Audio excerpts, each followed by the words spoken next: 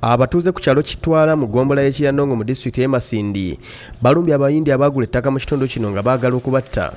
Poliisi ne bataasa bwekubye amasasi mu bbanga era okukakana nga banaku bano bakubiddwa amasasi ne baddusibwa mu ddwaliro ng'embeera mbi ddala.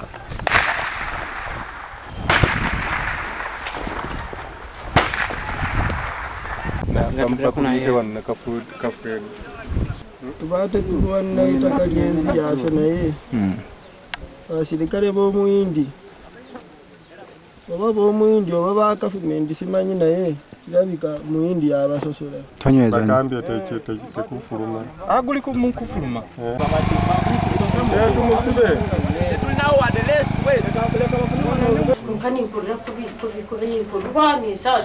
ettaka lino liwezako square miles 4. Kampuni ya Engano Millers yagula ettaka lino era nga famire 14 ze zalitunda. yeja yebita kali itwe yaruguza kampuni y'Engano Millers atesha heji ntubona tutukurara mu makagaitu bakagenda badiringa na polisi neja hitakaha etukuzo businge Marakwe tuliko na family wengine tunabalisha miaka 15 kama shika hapa kati tukulidde wano batuzalidde Kiryandongo tusomedde Kiryandongo tetulina we tumanyi tetusomye kati batugobe wano tulage. Famire ya Patrick Batalinga ekipapula kiraga nga yatunda yika 292 nga buli yika bajjula emitwalo 55. Omukyala n'abaana ba Patrick Batalinga yatunda ettaka bagamba nti kitaabwe yatunda ettaka nga tebategezaako nti era n'ennyaabwe bamuteesaako omukono nga tamanyi olw'okuba teyasoma. N'ababuuza n'abagira nti nyowe kantarashomire kantari mushomi nimpandiika ebikikanta kumara kuhandiika ogwo bukenya kajja tinyowe ninza kuteeraho oburyo bwona.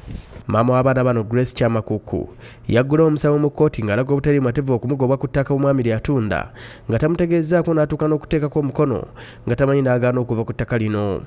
Kino kyasitula omulamuzi wa kkooti enkulu e Masindi Simon Byabakama okutuuka ku ttaka lino n'asaba omukyalo ono n'abaana be nti bagira babeera ku ttaka lino okutuusa ng'omusango gusaliddwa era n'asaba abayindi bagende mu maaso n'emirimu gyabwe.